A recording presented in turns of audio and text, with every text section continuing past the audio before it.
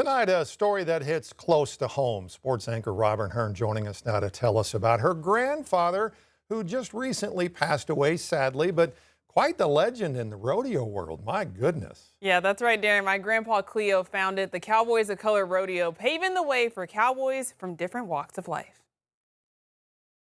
Cleo Hearn's life changed when he was 9 years old. He went to a black rodeo in Boley, Oklahoma, which is an all-black town, and saw Marvell Rogers. And he said, I want to be like him. He lived out his dream. In 1959, Hearn joined the Rodeo Cowboy Association and went on to be inducted into the National Rodeo Hall of Fame in 2022. He won many other awards, but friends of Hearn, like Liz Lawless, say it was never just about the success. Wanted people to do well. He wanted to encourage people to follow their dreams. Hearn's generosity showed up everywhere, from helping young cowboys get started to pushing for more representation in professional rodeo. But he also carried a sense of humor with him wherever he went. I'd go out and talk to kids, and they'd say, well, Mr. Hearn, how long you been a black cowboy?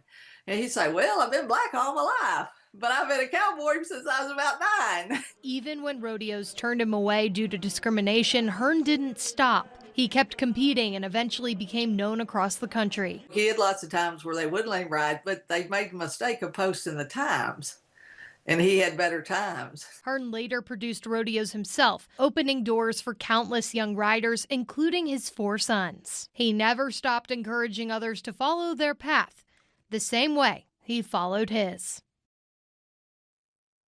So growing up, my goodness. Yeah. What a life. Yeah, no, he was a pioneer, as you guys saw in the video, but he definitely was a pioneer in not just my life, but also my dad, my uncles, my brother, my cousins. So it's great to, be able to see his story played out. It's very sad, obviously. Sure. It's been a pretty hard week for me since, he passed away on last Sunday, but it's been great just to be able to see a lot of people who knew him and, had a bunch of stories about him, and they've been sharing the stories. And the one thing I love about my grandpa is that he was the first in a lot of things. Oh, yeah. From the moment that he even got on a horse to, obviously, when he passed on Sunday. And that's something that I will always take with me. And he was very grateful and just loved the fact that, my dad and my uncles and my brother and my cousins, we were all involved in rodeo. So obviously rodeo has a big part in my heart.